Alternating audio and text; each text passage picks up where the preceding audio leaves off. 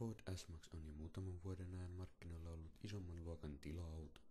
Ennen se on ollut mahdollista saada Fordin erikokoisilla bensiini- ja dieselmoottoreilla, mutta nyt tarjolla on tullut myös uusi FlexiFuel-versio. Biojätteistä tehdyllä etanolilla S-Maxin laskennalliseksi hiilidioksidipäästöksi luvataan vain 50 grammaa kilometrillä.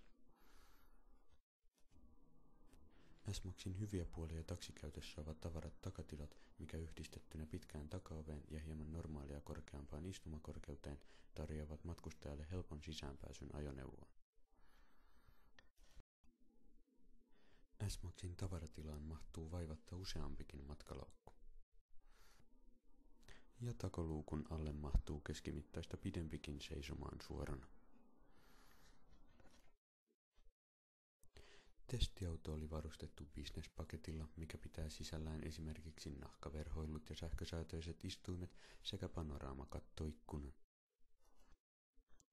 Myös lisämittaristo kuuluu business-pakettiin.